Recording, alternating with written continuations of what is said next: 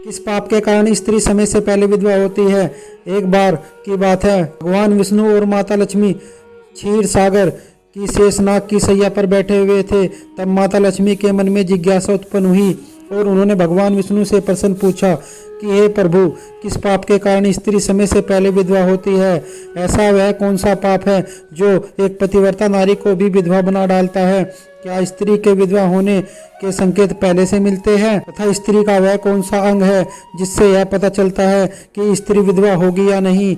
इस प्रकार के प्रश्न पूछने से भगवान विष्णु कहते हैं कि हे प्रिय, तुमने उचित ही प्रश्न पूछे हैं। यह सत्य है कि कुछ स्त्री के भाग्य में जल्दी ही विधवा होना लिखा होता है, किंतु एक पाप के कारण स्त्री विधवा बनती है, चाहे वह एक पतिव्रता नारी क्यों ना हो। और स्त्री के शरीर का एक अंग ऐसा है जो उसको विधवा होने का संकेत भी देता है। भगवान विष्णु कहते हैं कि हे देवी, तुम्हें इस परम गोपनीय सत्य को बताने से पहले मैं तुम्हें एक कथा सुनाना चाहता हूँ। इस कथा को तुम ध्यान से सुनना। इस कथा में तुम्हारे सभी प्रश्नों के उत्तर मिल जाएंगे। नमस्कार दोस्तों, भगवान विष्णु माता लक्ष्मी को अत्यंत सुंदर कथा सुनाते हैं। इस कथा को पूरा सुनने के लिए आपको वीडियो को पूरा देखना होगा। साथ ही हमारे चैनल को सब्सक्राइब कर ले, क्योंकि हम सनातन धर्म से जुड़ी कहानियां आपके लिए लाते रहते हैं। अगर आप भी भगवान शिव के सच्चे भक्त हैं तो कमेंट में हर हर महादेव जरूर लिखें। इस कथा के माध्यम से भगवान विष्णु ने मानव जाति के कल्याण के लिए महत्वपूर्ण उपदेश दिए हैं, इसलिए आप इस कथा को पूरा जरूर सुनना। इस कथा को आधा अधूरा सुनना पाप माना जाता है। चलिए कथा शुरू करते हैं। दोस्तों, एक समय की बात है, मध्य देश में एक अत्यंत धनवान सेठ रहता था।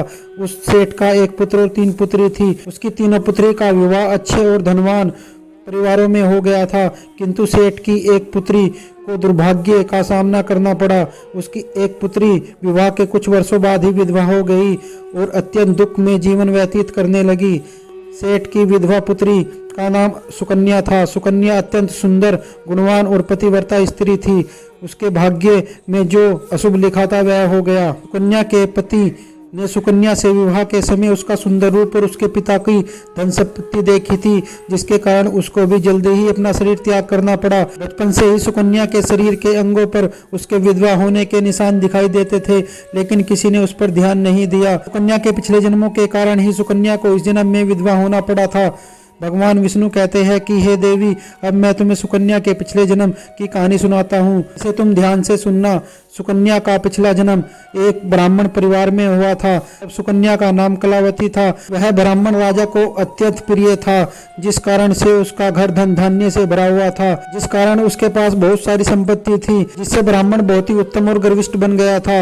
वह ब्राह्मण अपनी पुत्री कलावती से बहुत ही ज्यादा प्रेम करता था, क्योंकि वह उसकी एकलौती पुत्री थी। कलावती बहुत ही सुंदर थी, लेकिन पिता के लाड़ प्यार से बिगड़ चुकी थी। उसके पिता उसकी हर इच्छा को पूरा करते थे, उसे कभी किसी चीज की कमी नहीं पड़ने दी। कलावती ने अपने जीवन में कभी दुख नहीं देखा था।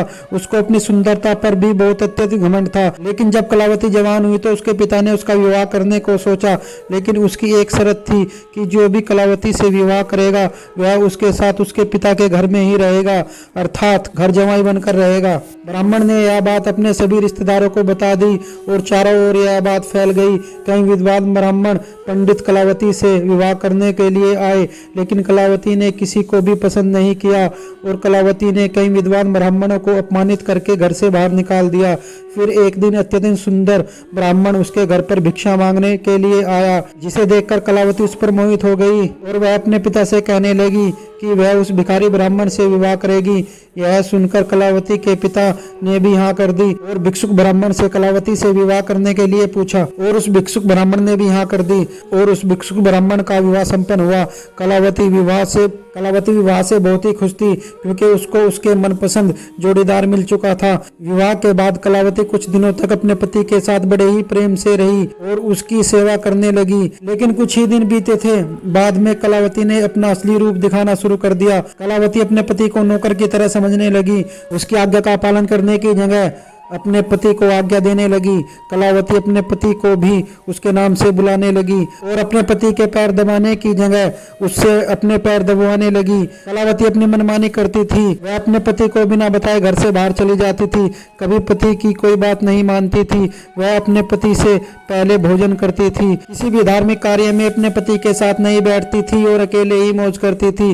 पत्नी के ऐसे व्यवहार को देखकर उसका पति बहुत ही दुखी रहने लगा। उसने कलावती को बहुत समझाने की कोशिश की, लेकिन वह नहीं मानी। कलावती अपनी ही मनमानी करने लगती थी। कलावती की माता ने भी कलावती को समझाने की कोशिश की कि स्त्री को अपने पति के साथ ऐसा व्यवहार नहीं करना चाहिए, लेकिन कलावती ने अपनी माँ की बात भी नहीं मानी और वह जानबूझकर अपने पति को अपमानित करती रहती थी। दिन रात पति की बुराई करना, उसे अपशब्द कहना, उसे नाम लेकर बुलाना आदि प्रकार के निंदित कार्य करती रहती थी। कलावती का पति उससे बहुत परेशान हो चुका था। फिर एक दिन उसने विचार किया कि वह कलावती को छोड़कर चला जाएगा। कलावती का पति बिना किसी को बताए अपने घर को छोड़कर चला गया। उसने कलावती को त्याग दिया और वन में जाकर तपस्या करने लगा, क्योंकि शास्त्र यह कहते हैं कि बुद्धिमान मनुष्य को सुविचारिणी और दुष्ट पत्नी का त्याग कर देना चाहिए, अन्यथा वह भी उसके पाप का भागीदारी बनता है। कलावती का पति वन में जाकर तपस्या करने लगा।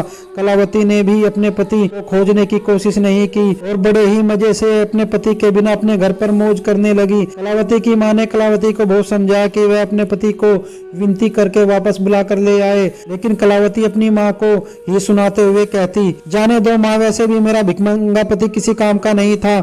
उससे विवाह कर मैंने उस पर उपकार ही किया था, लेकिन वह मूर्ख मुझे ही छोड़कर चला गया। मूर्ख पति के साथ रहने से अच्छा है कि मैं अकेली ही रहूं। मैं इतनी सुंदर हूं कि कोई भी पुरुष मुझसे विवाह कर लेगा।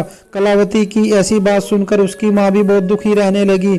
उधर कलावती का पति ध्यानमग्न होकर तपस्या करने लगा और सांसारिक बंधनों से मुक्त होकर ईश्वर की भक्ति में लग गया। फिर कुछ दिन बाद कलावती के पिता के साथ एक दुर्भाग्यवश घटना हो गई। उसे राजमहल में चोरी करते हुए सिपाहियों ने पकड़ लिया और राजा को इस घटना की खबर दे दी।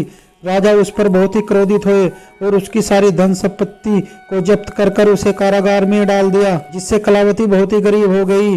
उसकी माँ और कलावती अब दूसरों के घर पर काम करने जाने लगी। कलावती के पिता तो कारागार में बनते तो उसे और उसकी माँ को सारा काम करना पड़ता था। तब कलावती को अपना अकेलापन सताने लगा। घर में कोई पुरुष नहीं था, इसलिए उनकी रक्षा करने के लिए भी कोई नहीं था। अब कलावती को अपने पति की याद आने लगी, लेकिन कलावती का पति तो वन में सन्यासी बनकर बैठा था। फिर कलावती अपने पति को ढूंढने के लिए वन की ओर चली गई, लेकिन कलावती को उसका पति कहीं नहीं मिला। वह वन में इधर उधर घूमने लगी, लेकिन उसे उसका पति कहीं नहीं मिला। फिर वह एक जगह पर विश्राम करने बैठ गई। अचानक उस स्थान पर शेर आ गया और कलावती पर हमला कर दिया। उसी क्षण कलावती के प्राण चले गए। मृत्यु के बाद दो यमदूत कलावती को घसीटते हुए यमलोक ले गए। यमलोक में जब कलावती यमराज के सामने पहुंची तो यमराज ने उसके पाप और पुण्य का मूल्यांकन किया। यमराज कहने लगे, यह तो अत्यंत पापी स्त्री है। इसने कभी भी अपने पति का सम्मान नहीं किया। इसने बार बार केवल अपने पति का अपमान ही किया है। यह उसका नाम लेकर बुलाती थी और अपने पति के साथ नौकरों जैसा व्यवहार करती थी। ऐसी दूसरी स्त्री को नरक में भेजना चाहिए। फिर कलावती नरक में चली गई। अनेक वर्षों तक नरक में सजा भोगने के बाद कलावती को अपने पूर्व जन्म के कर्मों का प्रायश्चित करने के लिए फिर मनुष्य जन्म प्राप्त हुआ। जो पाप कलावती ने किए थे, उसी पाप के कारण ही कलावती के शरीर पर विधवा होने के लक्षण प्रकट हुए थे। भगवान विष्णु कहते हैं कि हे देवी, अब मैं तुम्हें उन चिन्हों के बारे में बताना चाहता हूँ। जिस स्त्री के अंग पर ऐसे चिन्ह प्रकट होते हैं, वह स्त्री समय से पहले ही विधवा हो जाती है। भगवान विष्णु कहते हैं कि हे देवी, यदि किसी स्त्री के पैर पसीने रहित हो और उस पर नसें दिखाई देती हो, उसके पैर चिकने तथा कोमल हो तथा वही स्त्री सुख भोगने वाली अथवा ऐश्वर्यशीलिनी होती है। यदि स्त्री के पैर का अंगूठा गोल मासल हो तो वह स्त्री पतिव्रता स्त्री और ऐश्वर्यशालिनी होती है। यदि स्त्री के पैर के अंगूठे पर नसें दिखाई देती हो तो वह पुण्य भागिनी होती है। बहुत लंबे अंगूठे वाली स्त्री कलेश करने वाली और दुख भोगने वाली होती है। अंगूठा यदि चपटा हो तो वह स्त्री गर्भ धारण करने में दुर्लभ होती है। यदि किसी स्त्री की पैर की तर्जनी उंगली उसके अंगूठे से भी बड़ी हो तो वह स्वची कामवाणी अर्थात अनेक पुरुषों के साथ संबंध बनाने वाली होती है।